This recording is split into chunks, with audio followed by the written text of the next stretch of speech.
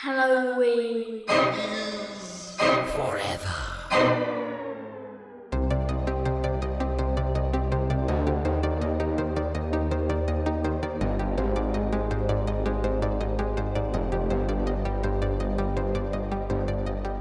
Hey guys, what does a werewolf have in common with our Lord and Savior Garfield? What? They both hate moon days. Welcome, boys and God. girls, to another episode, another fucking Minisode of Halloween is Forever. I am Brian. I'm Steve. And guys, guess the fuck what? For the first time ever, we've got a guest on the show, and you may have noticed, I'm sure you're very familiar with that classic introduction that is obviously just littered the halls and the annals of podcasting history for nigh on several months now. That classic, I'm Brian, I'm Meg, I'm Steve. Well, we missed one there. Our girl Meg, not with us today. No Meg. Yeah, no Meg. For the first time ever, no Meg. It feels weird, but Meg is what I can only assume tripping balls in the desert right now. She's currently just eating handfuls of mushrooms out in the California desert on vacation. I'm sure enjoying the hell out of herself, sending all types of spooky pictures. We'll talk about what she's doing out there in a second, or speculate, I suppose. But in the meantime, we have our very first guest in the history of Halloween is Forever, Mr. Brandon Getz. How are you? Hello, good to be here. Yeah, thank you. I'll introduce you real quick. So for those of you who aren't familiar with Brandon, author, editor, literarian extraordinaire, fan of all things spooky ooky. That's true.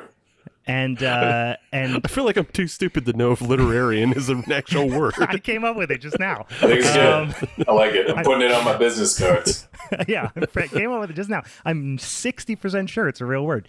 Okay, great. He and why specifically it was exciting for us to bring Brandon on as the first ever guest on Halloween is Forever, and specifically on this show, is we are going to talk about a little flick called The Wolf of Snow Hollow, that many of you may be familiar with. I'm a big fan of. Interested to see what you guys thought about it. But obviously a werewolf flick, ? Werewolf adjacent. We'll get into it. But Brandon is uniquely qualified to talk about all things lycanthropy.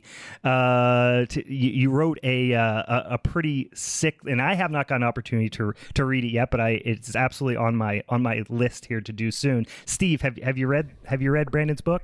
I have a copy. I'll let you borrow it. Okay. Well, listen. He's on our podcast. I think I could buy a copy of the man's You can buy a goddamn copy book. too, but In any case, tell us about your book. It is specific. It is highly werewolf relevant. Yeah, it's called Lars Breaxface Werewolf in Space. It came out at this point, I can't even believe it came out 2 years ago from Space Boy Books, small press that does science fiction primarily. And yeah, I wrote this book basically to write an ode to all the things that I loved as a kid, monsters and science fiction and movies. Monster Squad and Aliens, and I mean, there's so many homages that come up in this thing. Yeah, I can read just by reading the description and just looking at the cover art and that sort of stuff, poking around online. Like I said, I haven't read it yet, but I'm gonna. It definitely seems right up our alley in that way. My question is, how many times do you use the word nards in the book? I use it once, only Just once. one, okay. But there's a definite line. Werewolf's got nards. Wolfman's got nards. Right. But there are a lot of dildo dick jokes. A lot of fart jokes, a lot of, I mean, all the raunchy, terrible humor, and it also leans heavily on werewolf mythos, on vampire mythos, on various other. At a certain point, when I was writing this, I was writing it as a serial, and once I started, obviously I started with the werewolf, and then brought in a vampire, and then it was like, well, what other monsters can I fit into this thing? What other homages can I make? So there are quite a few alien versions of monsters in this thing, and lots of Easter eggs for recent science fiction. Nice. Yes, it could not sound more up our and our presumed listeners. I am told that we do have listeners up their alley. Yeah, that sounds incredible. So I would say tonally it's in line with Wolf Cop. I would say nice. It's like Wolf Cop in space. Except he's not. Wolf Cop in space is perhaps the most perfect elevator speech I've ever heard in my life. I also read, like I said, when I was poking around online, a glaring review by one Mr. Tom Atkins. How the hell did that come about? I was in a movie with Tom. Really? Now it's been 10 years now. I can't even believe it. But I was in a little low budget indie flick that my college roommate had written, and Tom's a Pittsburgh guy. Yeah. He had gotten the script to Tom, and he really liked the script and was like, "Yeah, I'll do this movie." So That's I incredible. had all these scenes with him, was hanging out with him on set. It was a blast. And so when I was done with this book, obviously he was like the most famous person I knew. He's like, "Tom, will you please blurb this book?" And I kind of figured that he would just sort of, he's a busy man. He's doing things. I figured he would just give me like one line or something that I could slap on there. No, he read the whole thing, and he gave me a great blurb and really had like a lot to say about it. Well, you can tell from it. It's like 2 paragraphs. You can tell that he absolutely read it and loved it. And I think the first time I've ever read in a review someone offering to be in the movie version. I know. I was like, please, somebody make this movie so that Tom Atkins can be in it. Oh my God, dream come true there. So that's incredible. So we'll talk a little bit. We'll talk a little bit more about, I'm sure, a lot more about it in your book and your relationship to werewolves and lycanthropy at large, because we're going to talk about a goddamn werewolf movie here tonight. But we have a few different orders of business that we need to address before we get into that. First and foremost, Ian's got some beers or what? I got some ideas, but we can let our guests go first. Yes, there we go. Look, Steve, always the gentleman. What always beer? the gentleman. I've got the Dogfish Head Pumpkin Ale. That tends to be my go-to each October for a pumpkin beer. So this is my first one that I've cracked this season, and highly enjoying it. You're a stronger man than I, because I start drinking pumpkin beers the first second they hit the shelf, which is about July 4th weekend. That's way too early. No, it has to be. I'm a weak October. Man. I'm a weak man, but I do drink them the entire way through October. But I have went through a 6-pack of that, and we actually on the show drank that one already this year, because it is one of my perennial favorites every year. I make sure I get a 6-pack of it every damn year. Between that, Nosferatu by Great Lakes, I always grab that one. I think I talked about the last one, and then this year, boy, I've been turned on to the. Doesn't sound that sexy of a beer, but the Sam Adams pumpkin ale. Yeah, it doesn't sound, but it's 4.5%, and it drinks great, and it's got a real good spice character to it. But Nice. Listen, that's neither here nor there. Steve, what are you drinking? I don't have a pumpkin beer because we just did a whole bunch of pumpkin stuff on Hop Nation, so I'm out. You're all pumpkined out? Yeah, but I have a beer by Union Brothers up by your way. You know Yeah, them. that's right up the road from me. They have the How to Summon the Ghost of Marlon Brando. What? That's an intense beer name. That's a little Yeah. college radio for me, but all right. Little college radio, yeah. But it's let's see if I can get the a little. Oh, I see. It's got a All little right. Godfather imagery on there. A little Little IP Godfather, theft. Love yeah. a good IP theft.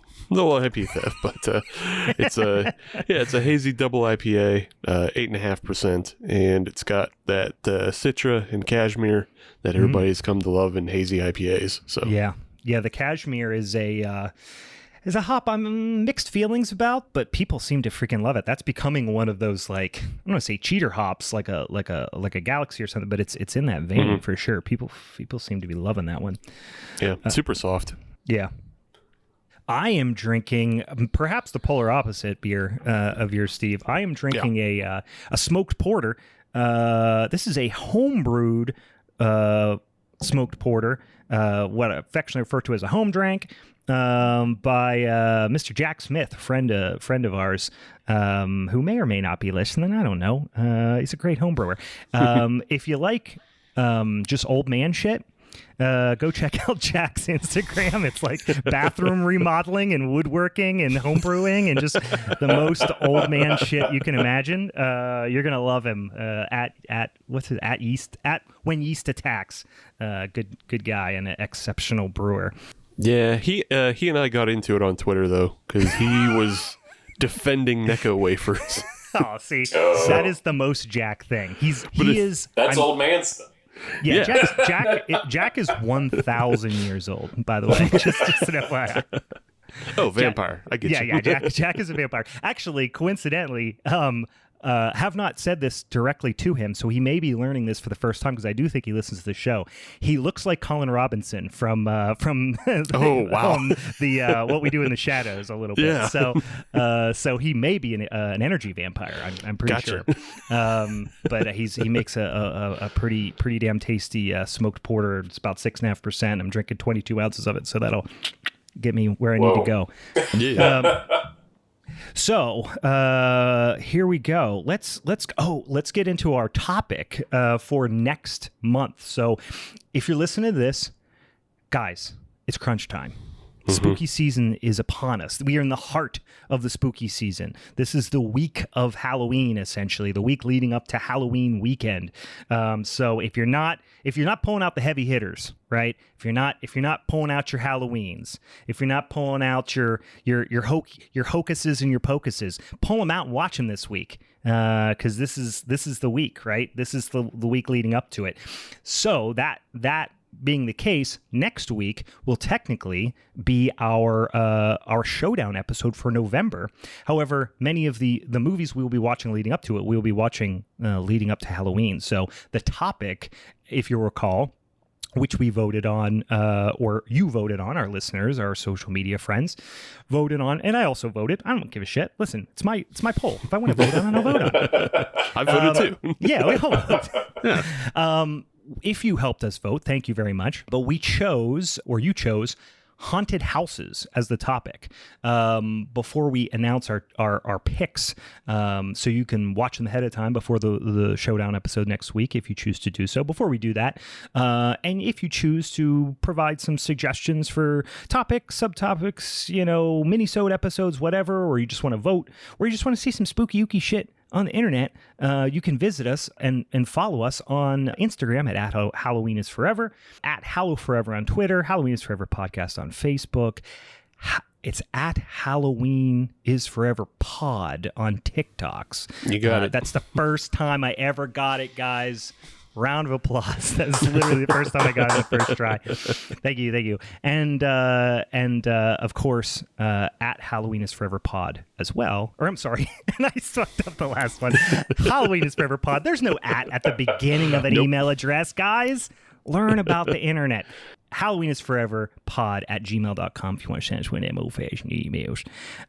So without further ado, Meg is not here to choose or to announce her topic, but she shared it with us.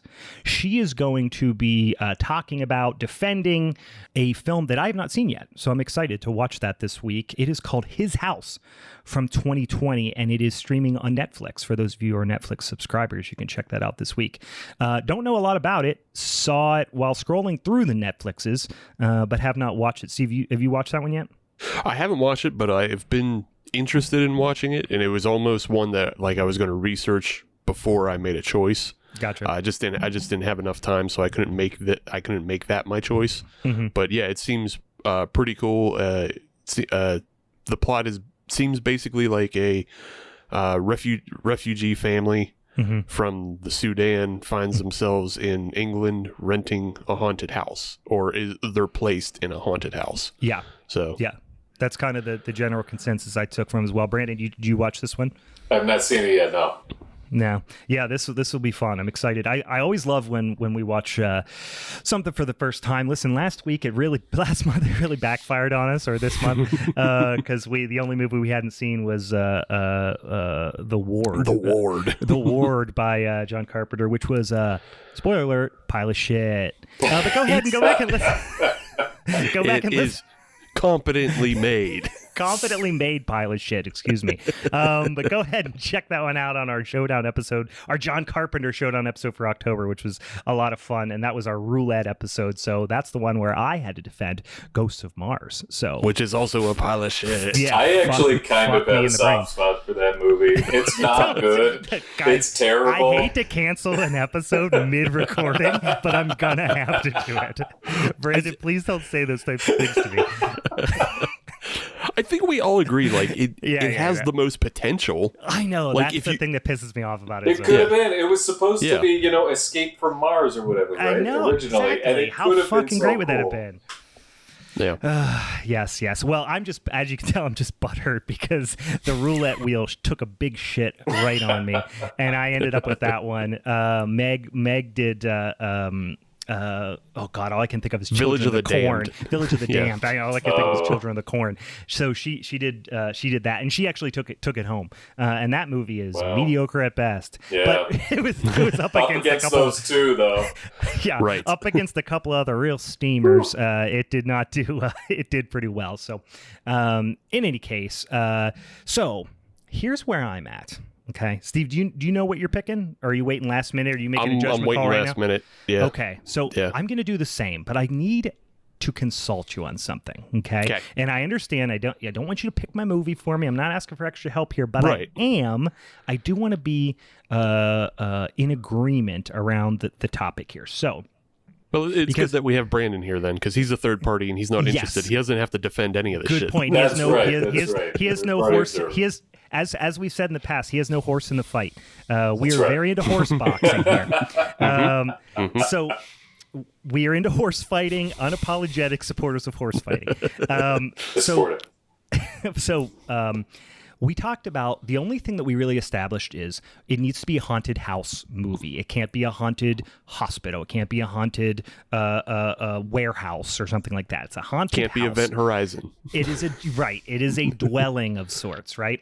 We also said that the haunting, the nature of the haunting needs to be, Steve coined or used the phrase ethereal, meaning, it doesn't have to be a ghost or a spirit necessarily, but perhaps it can be something demonic in nature. We don't, but something ethereal, right? It's not cellar dweller. It's not a monster, in the basement or the attic or something like that. Now, there is a film that I really enjoy that I think we might have even talked about really briefly on the show before. It is about basically a haunted 2 or 3 houses that are right beside each other, like a haunted street, perhaps would be the best way to say it. Essentially 2 houses beside each other and maybe a house across the street, and all of them are haunted by some sort of entity that is related to one another. How do we feel about that? Is that a haunted house movie? It's interesting because I had another thought about a film that's, and I'm not going to pick it because it's a comedy and I don't know how well I'll survive with that. Yeah. But the movie's called Extraordinary. Okay. And it's kind of like a British Ghostbusters in a way. Okay. Yeah. But yeah, it would be multiple haunted houses. Mm-hmm. Yeah. Yeah, I don't know if I want to lean down this path or not. What is the movie? The movie is called Terrified. It's an Argentinian film. It is genuinely one of easily the top 10, if not the top 5 scariest movies I've ever seen. Okay. And we all know that I don't always pick the scariest of movies. I tend to pick the schlocky, 80s shit, or throwback stuff or stuff that's nostalgic to me. This is a movie from the last decade, and it is generally one of the scariest movies I've ever seen. I wouldn't mind talking about it, but I'm worried that it doesn't fall within that category. And I don't. If it has haunted in house, if it's multiple houses, it's multiple houses. But yeah. It is absolutely a haunted dwelling. So you know what? I'm going to pull the trigger on. I'm going to do Terrified. Like I said, it's an Argentinian film. Let me get the year because I forgot to look it up. This is riveting radio. 2017. Me googling 2017's Terrified. Again, an Argentinian film. It's fucking fantastic if you've not seen it. So even if I get picked apart, it is worth it to spread the gospel of this movie because I think it's fucking great. The other ones that I was kind of thinking of was We're Still Here, which is a very classic, haunted house, only from a few years ago with the great Barbara Crampton. But it's got a great twist to it. It does, and I would happily defend that one as well. Yeah. I would love to do a full Barbara Crampton episode, so that's why I was like, maybe I just save that, and we can talk about fucking like half of my favorite movies have Barbara Crampton in them. I'd like to do a whole Chopping Mall episode. But and then the other one I was thinking about was The Changeling, which I think is obviously fantastic, but I've already done a George C. Scott movie, and it's maybe a little predictable. I don't know because it's probably one of the most famous haunted house movies. So I'm going to go with Terrified, 2017. Steve, where are you at? So I also was wavering on The Changeling. I'm not saying that I'm not picking it, actually. It's a great movie. Listen, Yeah. I mean, obviously, I fucking love that movie. George C. Scott, I have a soft spot in my heart for him. Right. We did, Brandon, which is why I was a religious picking it. horror. Yeah. You're appealing to my tastes, my very highbrow tastes, by the way. But we did a religious horror episode, and I took that episode with The Exorcist 3. Oh, yeah. In our religious horror episode. So that you're back and forth? Well, yeah, I'm back and forth on a like 5. That's a lot. You got to narrow it down, dude. It's a lot. Yeah, especially considering we are actively talking about your pick right now. I know, yeah, I know. So I had the Changeling as one of them. Legend of Hell House. Okay. Another older film. Yeah, I like that one. Hell House LLC. Okay. And that is like I feel like that one. I pick that one. That. But does it count as a dwelling? It's a hotel, right?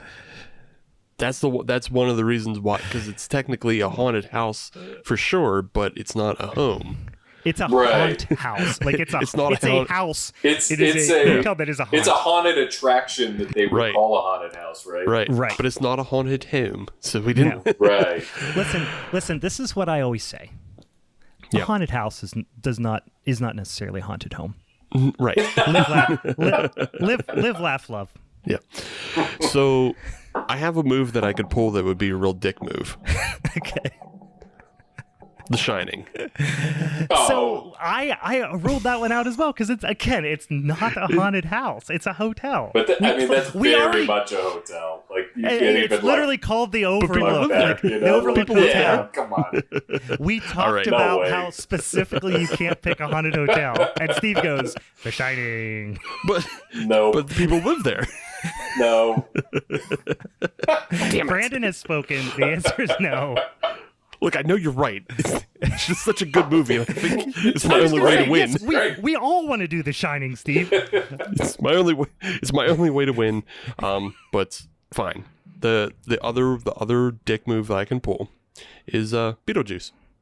So I actually looked at that as well, and here's why I didn't pick Beetlejuice because I fucking love Beetlejuice. Is I did not think that it was pure horror. Mm-hmm. Right. That's also why I wavered on Extraordinary, because it's not scary enough. Yeah. But I feel like Beetlejuice does have enough horror elements. I mean, it scared the shit out of me as a kid, that's for sure. I actually had, when my list was longer, I had Beetlejuice, but I'm still a little butthurt. I'm still a little sensitive to the being told 100 times that Hush is not a slasher movie. Now I'm very yes. It's not. So I've been told multiple times that's the case. How is it not a slasher movie? What is it then? Brandon, it is a slasher movie. It definitely wasn't the best slasher movie. It was playing with the tropes. Yes. It played with some of the tropes, but it just wasn't. You guys need to stop being such Mike Flanagan stans. All he does is write long-ass diatribe monologues. Yeah. Boring-ass camera I mean, I angles. haven't seen Midnight Mass yet, so I can't comment on that. But I've enjoyed what he did.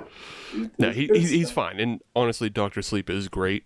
Like, it's probably his best thing. Like, Dr. Sleep's great. Probably. Yeah. But, yeah, just Hush isn't the best slasher when put up against Maniac and the Town That Dreaded Sundown. So it wasn't the original Maniac. It was the Elijah Wood. Did you hear that Maniac. O from Brandon? That's way more agreeable. It was the That is Elijah more of a Wood. slasher. Yes, you're it is correct. more a slasher. It's more of one. Yes. But that topic wasn't which is the most true to genre. Fair. Okay, good the point. topic isn't what's most true to genre. So then Beetlejuice may not be the most true to genre, but it might be the best film. It might be. It might be. But it's a balancing act, guys. I think that's a cool out of the box thinking right there. It is definitely a haunted house. Playing with those tropes. So yeah. Listen, I'm not going to argue if you want to. But you know what? If Meg and I decide to gang up on tell you that it's not haunted house enough or not horror enough, you got to accept the consequences because that's what happened to me last time. I dare you two to be such shits to talk badly about Michael Keaton. I fucking dare you. I can't believe nobody's doing House 2: The Second Story. I actually thought about House, the original House, of course. Yeah. Right. But which is the better movie. Right. It is for sure. Certainly. House 2 is so Yeah. House 2 is they went with a different Cheers cast member instead of going with who what's his name? The guy who was in the first George Wendt was in the first one. George Wendt, but it was not Norm. What's his nuts is the electrician. I can't remember his name. Yeah, my God, Cliff Clavin is in the second one. Yes. Cliff Clavin plays a smaller character in the second one, but John Ratzenberger. John Ratzenberger. Cliff Clavin is all I could think of. God damn, John Ratzenberger. Yeah. Old Toy Story. Yeah. Old Slinky Dog. He's Mr. Potato Head, isn't he? Yeah. Mr. Potato Head. Yeah. Is he? Yeah, Mr. Potato Head. Because Jim Varney is Slinky Dog. Is he?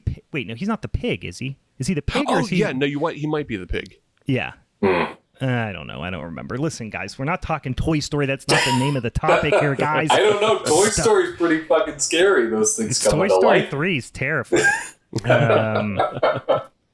So what's your pick? What's your pick? Yeah, no, Beetlejuice. Yeah. Beetlejuice. Okay, Beetlejuice. All right. Fine. Listen, I'm not going to argue about watching Beetlejuice the week before Halloween. I'm all about it. Right. Yeah. I fucking love that movie. It's great.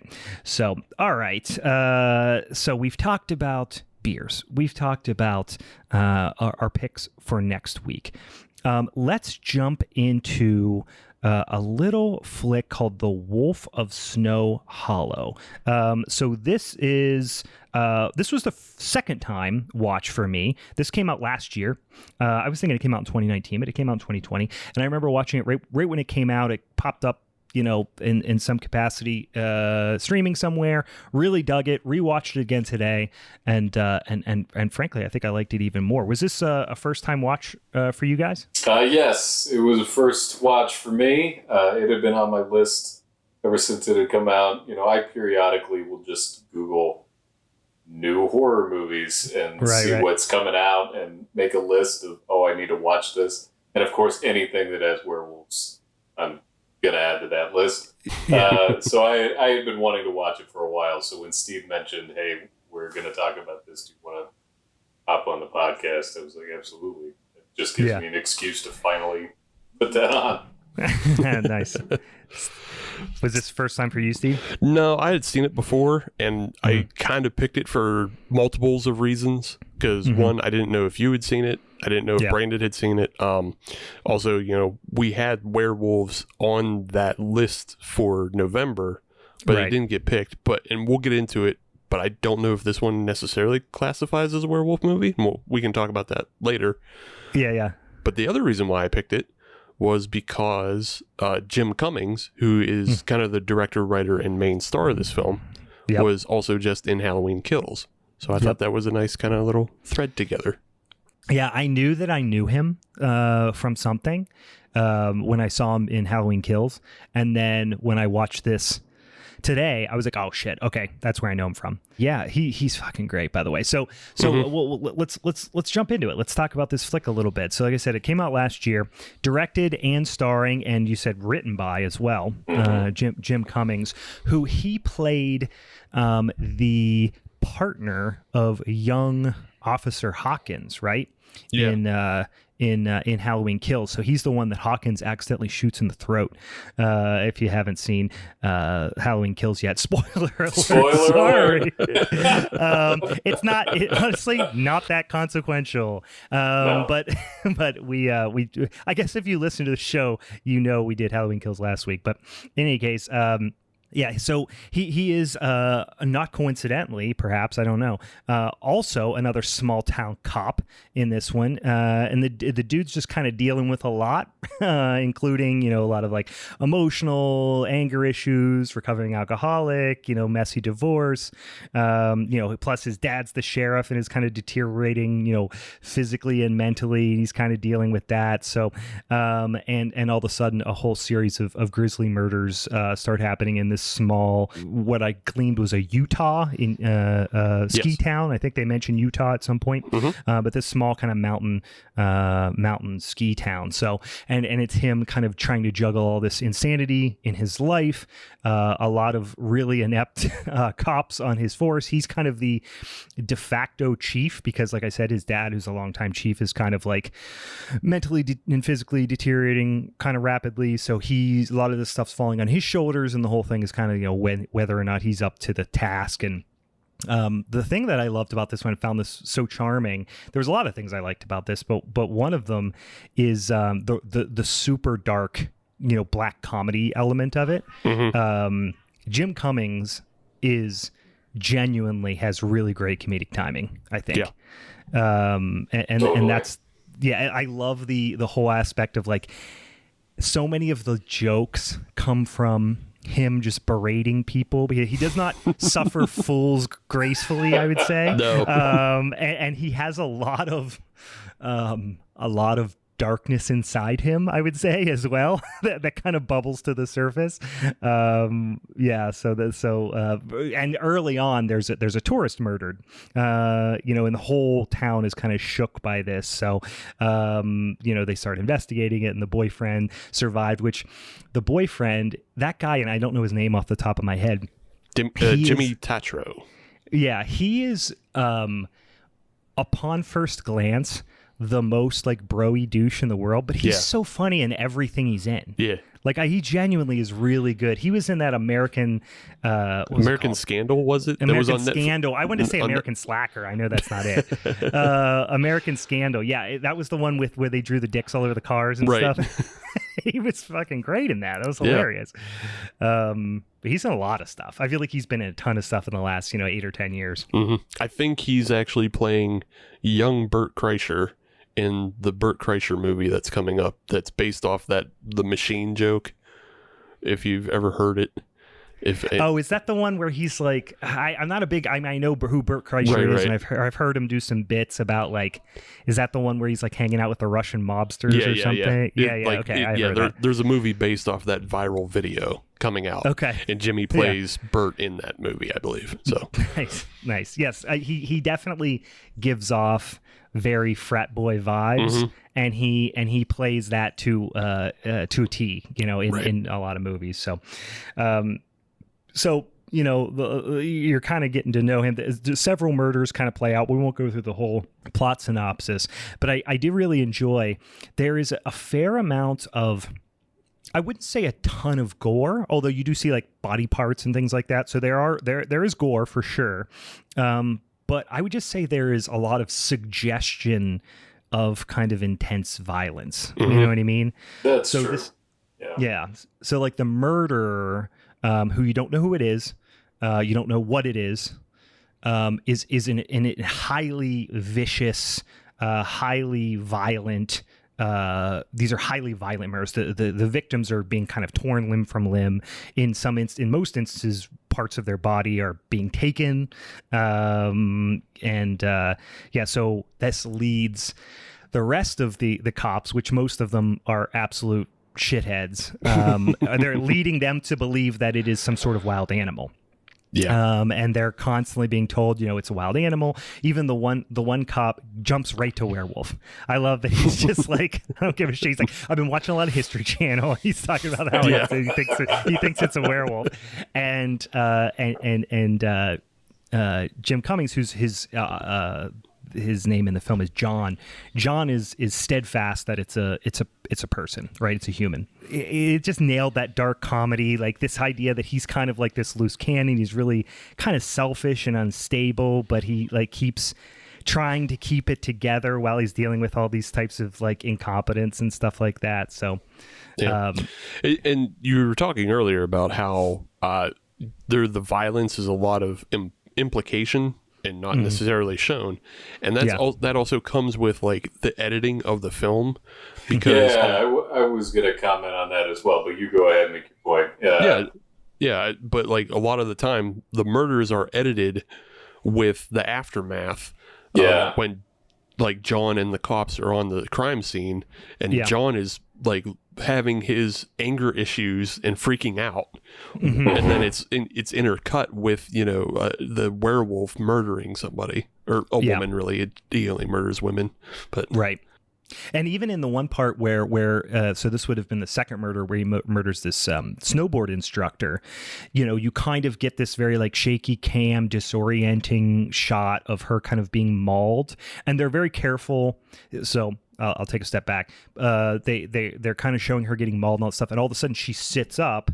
She seems relatively unscathed, and then she pulls her arm up, and it's gone. Right, she's missing an arm. Yeah. So it's a lot of that, like after the fact, like you said, you don't necessarily see the arm getting cut or ripped off, but you do see the aftermath of that. Obviously, I thought the editing was interesting. The first time that it had happened, and I believe that one was with the snowboarder, because of course the first kill you just don't see. Right. I was kind of like, what the. What is going on? It is night. It is day. What is happening? And at that point, I wasn't sure whether that was actually effective. But then, when that was repeated, and I knew what was going on, I kind of grew to like it more. And it did make that attack. The attack was still emotionally impactful, but it kept the focus very much on John's character, and not so much on like the violence or the gore of the attack. Even though we were kind of seeing it, it was all still funneled through that focus on John. That was pretty cool. That was a smart idea. Yeah, you were seeing it secondhand as opposed to being like. I think we talked about this when we talked about the Maniac, the Maniac remake, where it's like it was so intimate and so lingering on the kills. Like, for example, the one in the parking lot. Not to spend too much time on that movie, but you almost felt like you were like a participant in the attack because it was lingering on it so much. Like this is, you almost feel removed from it, right? Because it's like you are being told a very vivid story almost. Yeah. So one of the things we can jump into it pretty quickly here, but it's common Wolfman lore that werewolves and lycanthropy were always a metaphor for alcoholism in early film. So it seems like this is, it's obviously playing on that because John is an alcoholic in this film. And anytime you're seeing those intercuts of like him being overly stressed, overly worked, I don't think he's started drinking again at that point.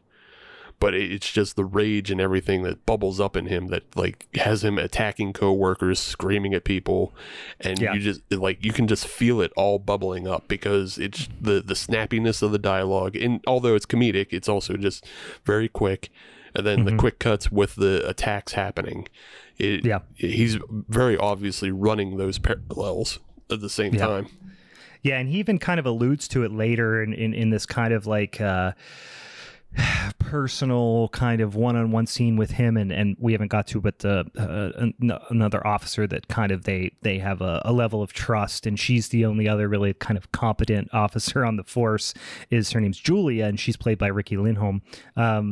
He kind of is processing this to himself, and again, kind of like self-absorbed dude, going through a lot of stuff. He's just sitting there talking about werewolves and like the lore, and and how it was oftentimes it was just people like going crazy, and then they would blame it on they got turned into wolves. So he kind of talks about that a little bit, and he even says something along the lines of like, is this like women are always worried about being attacked kind of thing? And she just looks at him like, you fucking dipshit. Like, this is the first time you've put yourself in that ever in your life. But yeah, he even kind of like literally almost says it on the nose. He's not referring to himself, obviously, but they just did a great job of like really displaying his, not just him ramping up the anxiety and the frustration, but showing what is contributing to it, where it's like 10 people talking at the same time. I love that scene where they find the snowboarder in the parking lot. There's all these things going on, and they're like, the camera's kind of circling him almost, as he's kind of talking to all these people, and it just kind of really communicates that overwhelming level of frustration.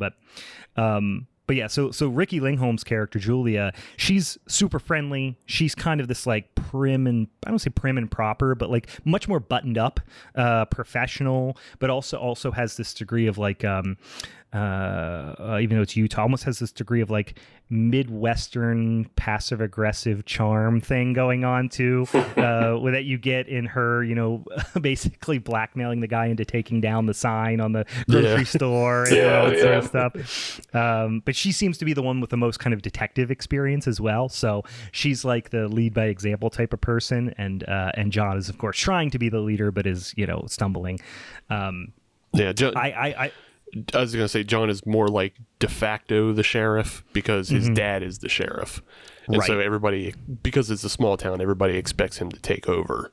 Sure. So I do love the one part where they're in that parking lot scene. He's yelling at everybody and whatever, and the guy just screams something to the reporter, who clearly hears it and starts rolling up his window, and he's like, I forget what the cop's name is, but he's like, come take a walk, come on, let's go take a walk. And he takes him over in the woods, just smacks him in the face, starts beating the shit out of him. Just like goes from just frustrating unprofessional screaming to, I'm just gonna physically assault you, I'm just gonna literally take you in the woods and beat the shit out of you. I love that part. So Brandon, as a werewolf expert, yes, how much werewolf expert right here? Yes. How much of this? You guys can't see Brandon right now, but he is actually wearing like a professor's coat. Like he's got the patches. Like he's got an ascot. He's got a pipe. Totally. Yeah. But as all how much of this has like stuck with other werewolf films? Because we're kind of getting into how this is less of a werewolf film and more of somebody who's dealing with their problems. But how much do you see in like John's character with other werewolf films and just the werewolf stuff in general? I mean, obviously, one of the things that I thought was really cool about the movie is that it plays with your expectations, and it does that in a couple of ways. One is that obviously you go in expecting that it's a werewolf movie. So when John is saying, no, it's not a werewolf, and other people are saying, yes, it is, you as the audience are saying, yeah, it is. You came in for a werewolf movie. And then especially adding in the things that Steve was talking about with the alcoholism parallels, and even just like the general kind of spiraling that you're seeing with John's character, and then the editing that we were talking about earlier definitely makes you question whether he is actually the werewolf and doesn't know it.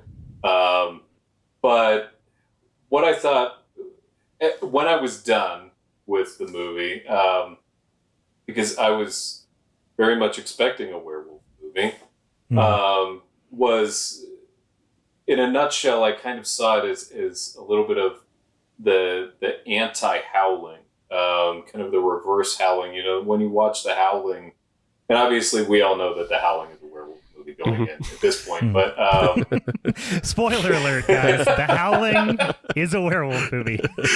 But it plays, very much for like half its runtime. It's about this killer, right? And then it is showing you, oh no, there's something supernatural going on. He is a werewolf then, and all of the other werewolf stuff that's happening. And then this, you are expecting that right from the outset. You think that this something is supernatural going on.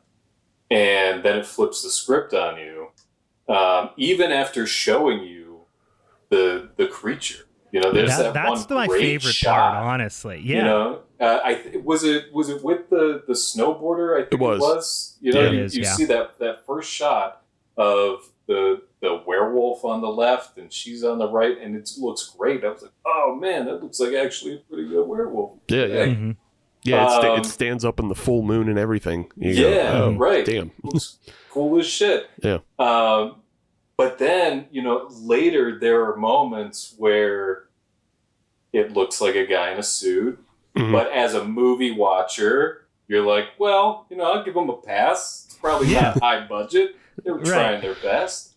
And then when you find out what's really going on, it was like, the fuck that look like a guy in a suit. I know. I love movies that are like, the movie almost plays not just your expectations from a script perspective, but it actually plays off of your expectations of the filmmaker's capabilities. Absolutely. You know what I mean? It's like, and the effects and the budget and all those things, because it absolutely plays into that a little bit. Because there are times where I truly believe, looking back, intentionally, they were like, let's not make it look too much like a werewolf. You know what I mean? We need to have that a little bit. But I remember the first time I saw it, I was like, you saw the werewolf. You know what I mean? It has to be a werewolf, but then you keep second guessing yourself. And of course, it parallels the experience that John is going through, because he is dead goddamn set that it's a man. It's a human, right? But he questions himself. He keeps questioning himself. And we don't trust him either as we're going. No, because he is an unreliable narrator. Having so much trouble in everything. We're like, you're wrong, man. You're just fucking falling apart. I think the other thing that I really, really appreciate about this movie, and just especially just coming off of Halloween Kills, which I've softened on a little bit since our discussion last week, but it is softened in that I really didn't like it initially, and now I'm thinking back on it and thinking maybe I liked it more than I thought I did. But in any case, you can tell it's weighing heavy on my mind. So this, I love that they go into those themes of vulnerability and self-doubt and mental health and substance abuse and all those things, but it never feels preachy. It never feels like fart sniffy. You know what I mean? Whereas like Halloween Kills does. Yeah. You know what I mean? Like they're getting into this whole like mob mentality and all this type of stuff, but it very much feels like they're doing it from on high, in kind of a pompous, preachy way, and this never feels that way. And honestly, like it's pretty. His substance abuse is treated kind of, as funny for a long, flippant, perhaps for a long time. And I'd say up until the point where like his daughter is trying to put him to bed, and he's just like screaming about being a loser, and she's yelling at him, just go to bed. Like, I think that's kind of the turn of when it becomes like, oh, this is like not funny per se anymore. Yeah. Like when he falls, falls through the oven, that's still kind of funny. That was funny. It was a good fall. Something about somebody chugging mouthwash is pretty dark to me. That was. But yes, the fall. My partner through the even turned to me and was like, "Do people really do that?" Maybe. Yeah. I don't know. Yeah. So it was the only alcohol in his house, so that's what he went to. Right. I am here to say that yes, people do chug mouthwash. Living on the north side of Youngstown, Ohio, I watched many people drink mouthwash, like walking down the street drinking mouthwash. Let me jump in to make another parallel to Halloween Kills, and that is that my big problem with Halloween Kills was that it was just all over the place. I mean, I had many critiques, but basically. That was the issue. If they could have kept their focus on the main characters, whoever those were supposed to be, because I'm not really sure, it could have. It had so much potential. Right. And so what was really actually great about this movie was it was so character focused. It was so much on John and what he was going through, and I believed it. And even when, things were played for laughs and there were definitely like a lot of funny moments, I really felt for that character when he went, really low. I was like, fuck, man, that sucks. It sucks for him. I like and this it also kind of shows like how to do, and again, it's different because it's comedic, but it kind of shows how to do these kind of monologue-y type of scenes with an actor and it probably helps that he was directing himself, obviously, but when they do that because we were talking about and first of all, agree 100%, Halloween Kills, it's so overstuffed, you know what I mean? They just didn't feels like there was so many cooks in the kitchen kind of thing. Right. But this movie, it definitely feels like a very singular focus, very singular viewpoint. But even when they would do these very kind of monologue type speeches in Halloween Kills, you're like, that's not how people talk.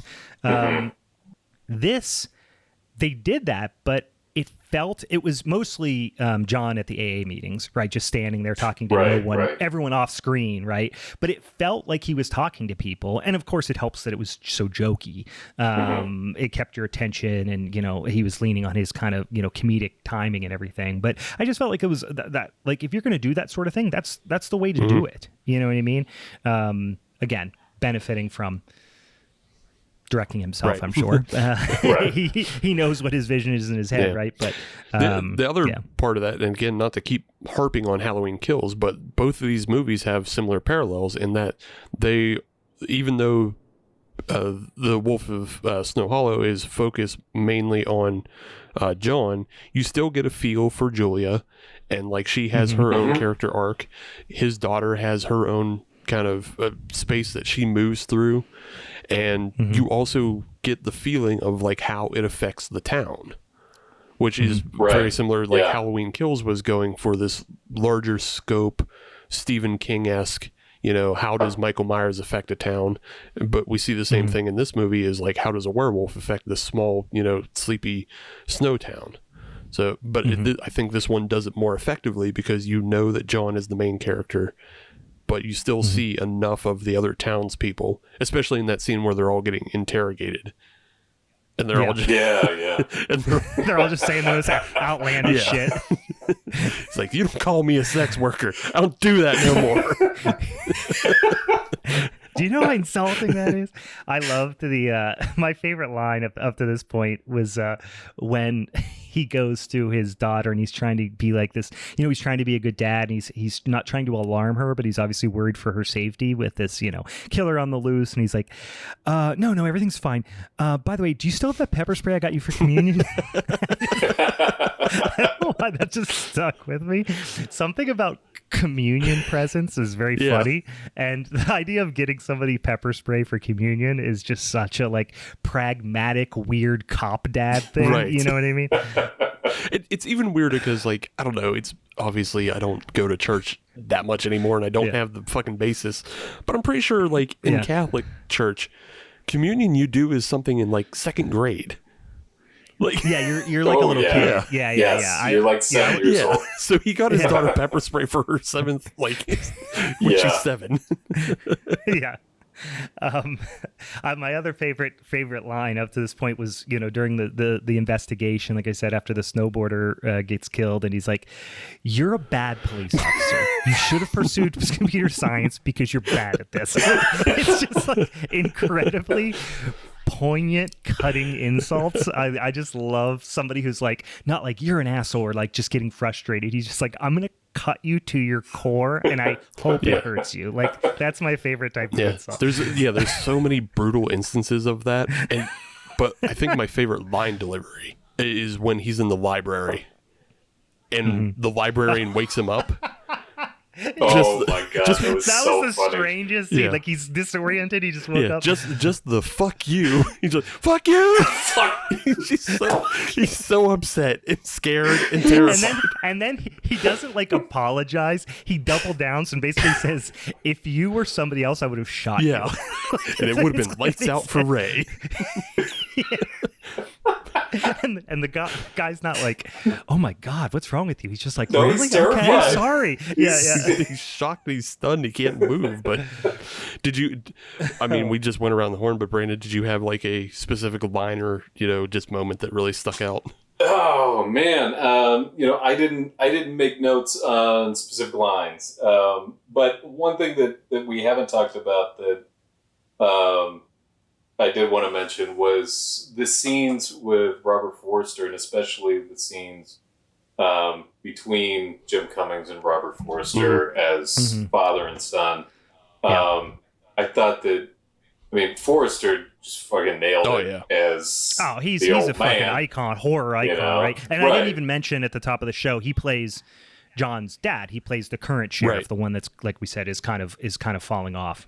They were just there was so much chemistry there between the two of them. I thought that those scenes were particularly fantastic. Yeah. And I guess that was Forster's last role. One of them.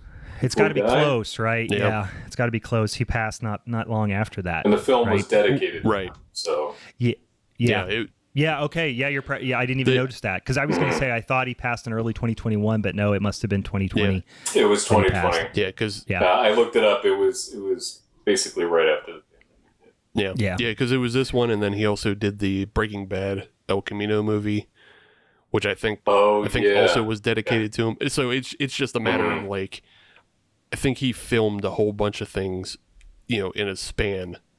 And like, it's just hard, whenever one comes out, because there's always bound to be something that's held up in production because it doesn't have money or whatever, and it gets released 3 years after somebody's passing, and you go, was that really his last film? Is that what that what he would want to be known for, or would he want to be known for El Camino, or the Wolf of Snow Hollow, or Snow Dogs for Santa Paws or some shit like that? Well, we'll say for Mr. Forster's sake that this was the last one, because I thought he did it. Oh yeah, he's fantastic in this, and I love the way like his character in a way mirrors John's character. Because he's so adamant about not giving up his position. He's, doesn't want to step down. He thinks he can still handle it. And that's exactly what John's going through, is John thinks he can handle everything, and he's not willing to give up his power or authority, or his position. So, yeah. Yeah, when he eventually kind of tells his dad that, like, hey, you're done, I'm making the call here kind of thing, like, I can't do this anymore. It's even for as little screen time as Robert Forster had, you felt for him, right? He just he's one of those guys that's like, he's so impactful on screen. You would swear he was on screen for 30 minutes and he was probably 12, you know what I mean, or 10 or something like that. So, and not to like be a dick about it or anything, but like he's definitely playing like a Cameron Mitchell role, because he's half the time sitting. So like he's always he's there acting. He's giving his best performance. He's doing better than Cameron Mitchell usually did, because he was mostly drunk. But they just wheeled him in like literally a wheelbarrow. Yeah, but you can tell he's kind of older, and then he's towards the end. But he's still there, just giving it his all, and it's fantastic. Yeah, and he had great line delivery. Oh yeah, he wasn't phoning it in. No, not at all.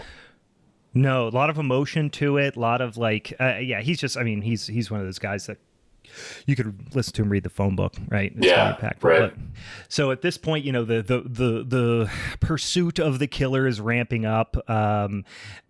His daughter, John's daughter, sneaks out and is with her boyfriend in his car, and the car is attacked by the quote unquote wolf. And then a neighbor calls. John shows up, starts going hog wild with the 12 gauge, just literally blasting people's cars, just going commando on everybody. And then the scene that was a pretty, again, testament to the performance. The daughter, really funny, but heartbreaking to a certain extent, but also just like a good for you kind of thing, when she basically tells him like, you're a fucking asshole, kind of, basically in the middle of the street when she's standing there in her underwear. And my favorite line was like, I'm bleeding from the fucking skull. Take me to the hospital. And he just gets in the car, gets in his cruiser. It's like, you're fucking, just goes off on him. She was great. I didn't take the, and I should have, I didn't take the time to go and kind of look what else she's been in. I know I feel like I've seen her in other things, but I feel like her performance, even though again she wasn't on screen a ton, she did a great job. So he shoots, takes a shot at him. The killer gets away. They then go and find the other cop who's basically folded up in a trash can. So again, escapes once again. This reminds me of the scene from Ghosts of Mars when they blow the guy's finger off. Okay. And it's the scene when John goes in, his daughter's in the hospital, and he like uses her finger while she's sleeping to unlock her phone. Apparently sees pictures on there he's not happy about, assumingly of her and her boyfriend doing something he's not happy about. Just breaks into the kid's parents' house and beats the shit out of him and tries to strangle him. It just goes off the fucking rails. Just out of his mind at that point. He just is a rampant. And then the funny thing is, like, such as like small town type of thing. The mom, when she realizes that it's the police officer in his house beating him up, she then turns on the son too. It's like, what did you do? What did you do? A man broke in your house and started assaulting your son in his bed, and she's like, what did you do? Like, you clearly deserve this. Whatever that awful makeshift mask he had on. It's just like, it looked like a pair of underwear or a t-shirt or something. Just a t-shirt he put over his head. It just looked ridiculous. Yeah, this is when obviously he kind of hits rock bottom, and then so we see some of the kind of darker scenes kind of happen of him like hitting rock bottom in his alcoholism, his stress, and all those sorts of things. They never explain this, and I want to get you guys' take on this. And we're kind of accelerating towards the end of the movie here, but they show a couple of times this guy. You never get a really full front look at his face until like later on, but they don't focus on him as a character or anything. But you get this cutaway just from the audience's point of view of this guy. He's this kind of buff, big, intimidating, scary looking dude with a wolf tattoo. You see him at some point earlier burning one of the victims' bodies, right? So you clearly... Or somebody's body. You don't know, right? We don't know that it's one of the victims that we saw on screen, correct? Technically, yes, you're right. That's a good point. You don't know that it's necessarily one of the victims that they knew was there or anything. Right. But anyway, he's burning someone's body. But they do say later that they found one of the missing people's body on his property. Right. But in any case, you are absolutely being led to believe, in kind of very much a red herring situation, that he is a werewolf. He's the werewolf, right? You later see him, I assume, OD on heroin. He's shooting up, falls out, and either ODs or freezes to death or something, right? Passes out, and he's in a trailer kind of in the middle of this like rural setting. And they find him, they take him in, and they pin the whole thing on him. He's this big giant guy. He has prior arrests and assault and battery, and they found the body and blah blah blah, all this stuff. They've solved the mystery in his head. Well, visually, let me just throw this in there. Visually, too, you had seen a wolf go into that trailer, and then you saw a man was in the trailer, and you didn't see the two of them together, right, until he died. Yeah, and then you saw the wolf come. Yeah, and there was another like kind of leading shot of like when he's in his trailer, and like I think he's cooking on a spoon or just cooking drugs in some way, but then they pull out and you see him in the trailer, and just like above it is like a half moon. So you get the sense that like this is what he does when he's not killing. He's just doing some sort of drug. So. Yeah. So obviously I don't think I need to say spoiler alert at this point. We've talked quite a bit about this, but we're about to spoil the end of the movie. You ultimately come to learn, and we'll talk about the scene in a second, that there's an entirely separate person, a local taxidermist, who is the killer, and you get this. You had been introduced to him in some capacity, even though you never saw his face, when he was talking to the one later victim in the diner, with the kid. Are we meant to believe that he was working in connection with the guy who was the actual killer, and he was paying him to get rid of bodies, or like what No, were you... I don't think so. I think the whole connection between the red herring killer and and the body that was found is, I think that was just like maybe somebody that was doing drugs with him, and they OD'd. Oh, okay. They OD'd, and then he burned their body because like he doesn't want to draw attention to him doing drugs. Right. That's a good I point. didn't necessarily pick up on that, but I definitely didn't think that they had anything to do with each other, that it was just a total misdirect on the part of the movie. A coincidence that there was somebody else. Yeah. Yeah, and playing again with our expectations, right? We see that dude, and especially with the camera work showing the pet wolf come in and not seeing the two of them on screen, like we're led to believe, oh, this guy looks like trailer park version of Joe Manganiello from True Blood, Yeah. All right, I buy it. He's a werewolf. Pittsburgh's native son. But so the guy who ended up, again, spoiler alert, being the killer, that was the guy who we saw very early on in the car after the first murder. The cops are putting up the tape or whatever, and the one cop is like, it's a chemical spill, and his partner is like, what are you telling these people it's a chemical spill? And that guy's like, oh, my wife will kill me if I can't rent this place out as a haunted house. That was that guy, right?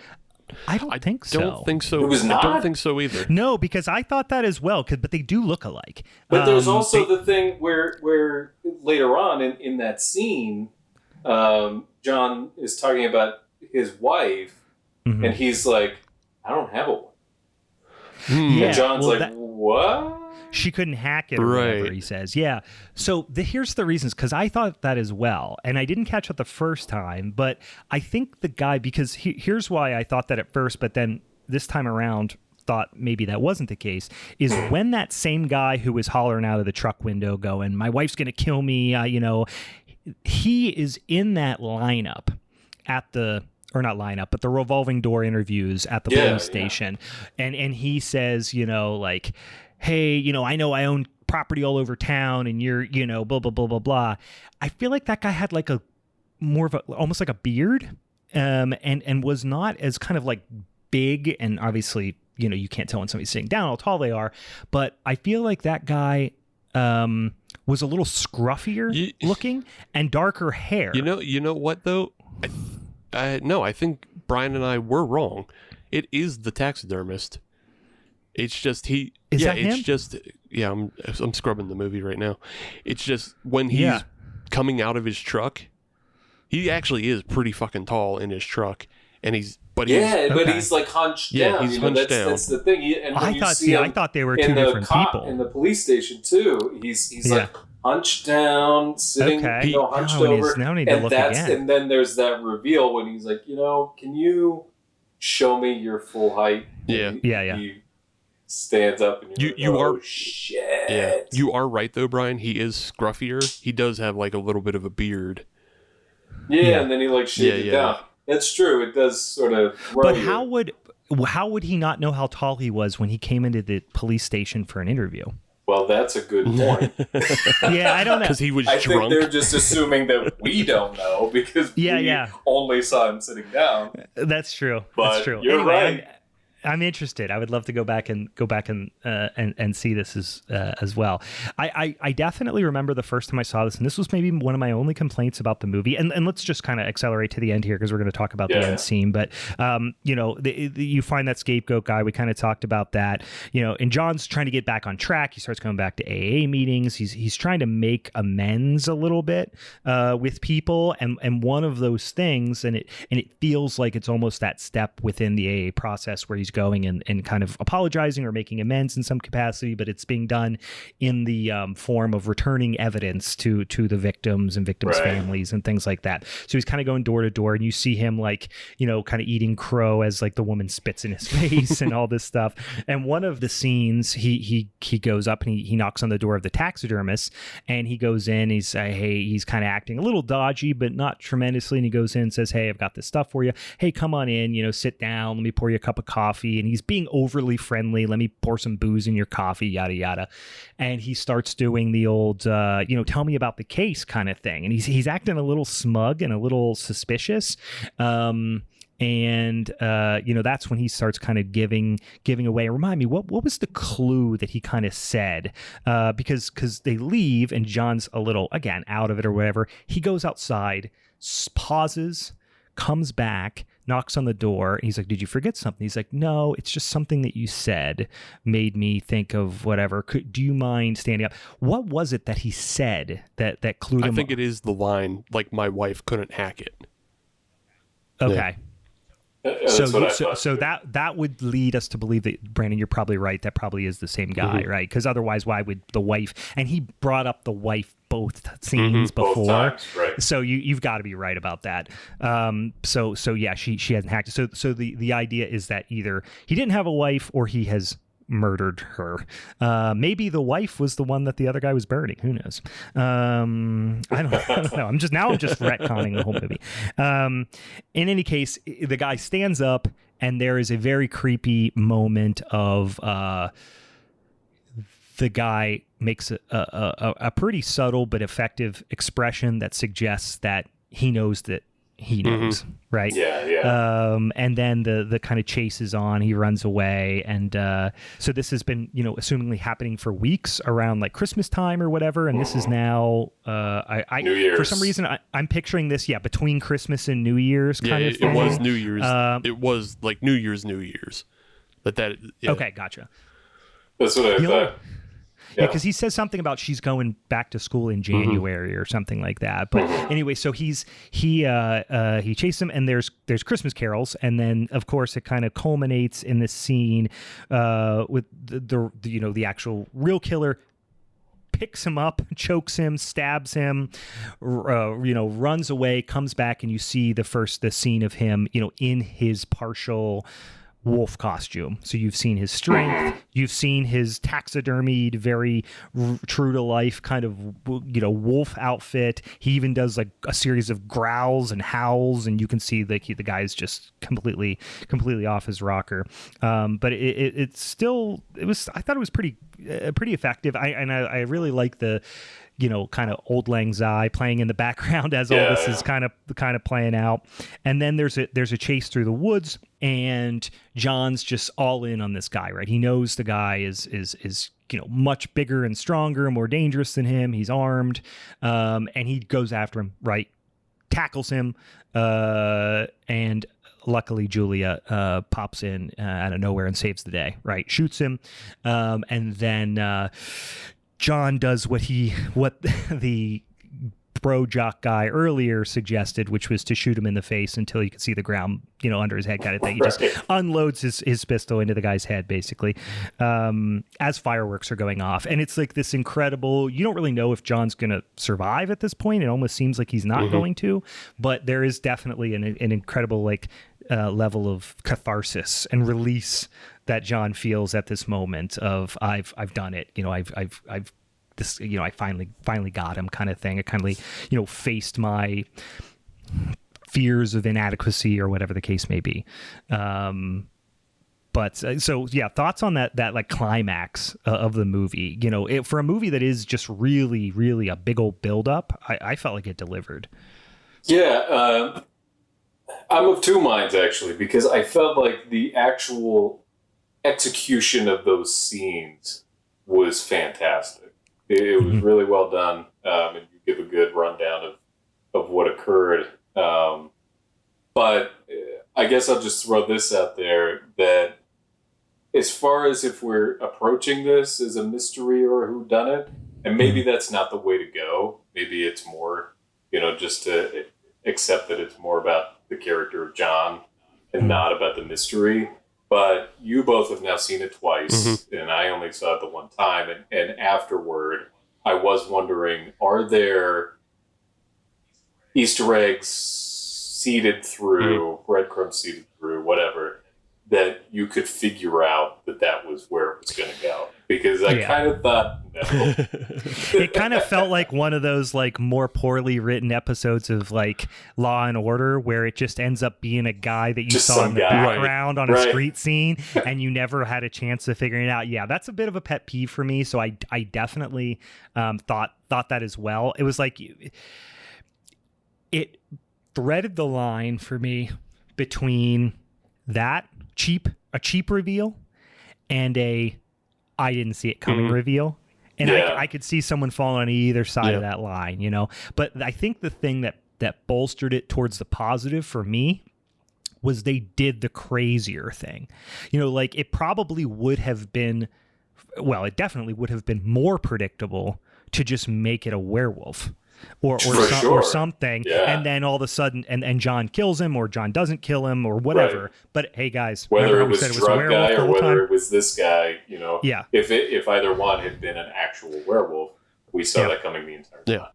But to say no, it's literally like a 7-foot guy who's super strong in a costume is the wilder thing. Absolutely. And I'm always gonna vote for the wilder, you know, tangent or fork in the road. So I appreciated that. Get mad at a movie that keeps you guessing that long, right? So so the ending is basically, you know, I like the ending. It wasn't one of those ones that hung on too long. It wasn't one of those ones that, like, you know, spoon fed you the lesson that John learned or anything like that.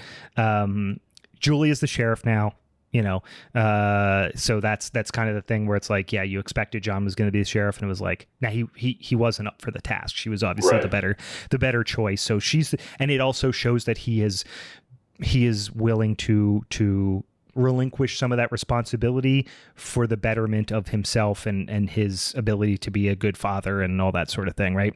So John's kind of always, you know, he felt that he was destined and felt like he was trapped, and he kind of, you know, shook off those self-imposed bonds, if you will, right? So they're moving his daughter into school. Julie is there helping. I kind of thought Julie and him were going to end up together in a romantic sense. I kind of appreciated that they didn't, because they never really alluded to that. Yeah, that would have been too predictable. But it's funny that they when I saw it at the end and Julie is helping her move in, I'm like, oh, they're like a couple now, but that wasn't the case. The insinuation is that she is kind of helping him as he's kind of getting back on his feet a little bit. Yeah. And then of course the scenes walking away, which I did like this. John's walking away, and he had left condoms in his daughter's dresser and told her, like, hey, I left something for protection. She's like, ooh, gross, Dad, fuck you. And he's like very obviously concerned about this, but as he's walking away, here's two because she's there on a gymnastics scholarship, and here's two, like, you know, again, like college bros that are like, hey, did you see the fresh meat move in down the hall or whatever? And he like stops, as in like, I want to go physically assault those guys, but he's like, no, I'm just gonna kind of walk away. And like, you know, I the burden that I've put on myself to protect everyone, I'm letting go of that. So yeah, I thought it was it was an ending that didn't waste any time after the climax. You know what I mean? It just kind of wrapped it up in a kind of tidy little bow. So totally, but we saw what we needed to see, right? You know, this has been a movie that was very much focused on John's character throughout, and there we see, you know, he got somewhere, and he's a better person for it. That's great, and it didn't have to beat us over the head with that, right? We got it. It was a character study wrapped up in a pseudo werewolf, wrapped up in a werewolf suit. And at no point did anybody yell, "He's turning us into monsters."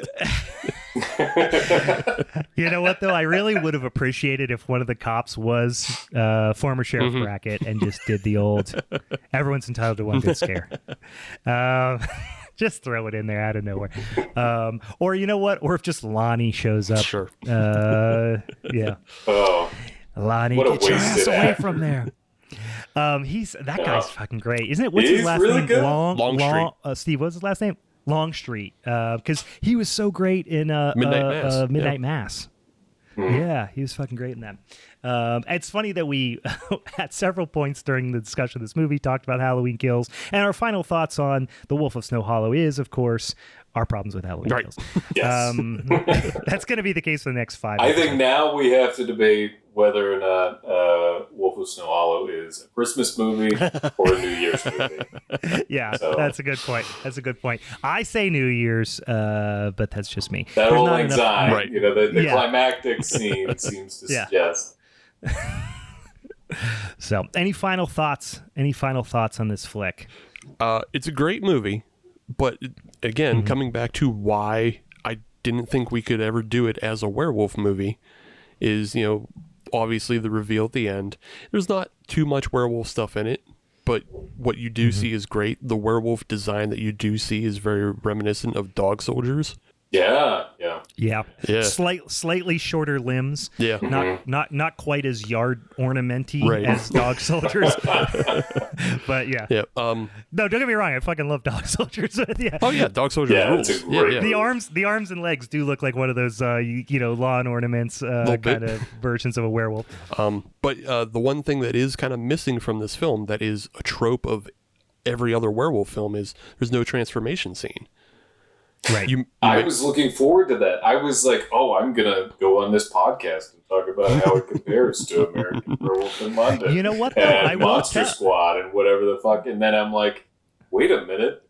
This isn't a werewolf movie. There's no transformation scene. Yes. You know what, though? It's in a way, and listen, I'm going to get a little fart sniffy here. I actually wrote down that I did see some parallels with American Werewolf in London because of the brutal violence of the first attack on the moors, when they're hiking or when they leave the slaughtered lamb, combined with comedy happening almost simultaneously.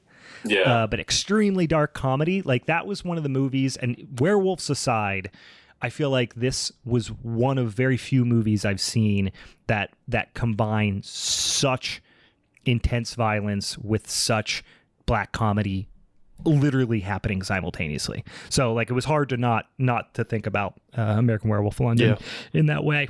And then my other fart sniffy comment is, in a sense, you do see the transformation scene at the end when, after he's stabbed, he's laying there on the ground. You see the guy mentally transform into a wolf from hey, can I pour some booze in your coffee, to shrieking, and then Puts of the suit course, on.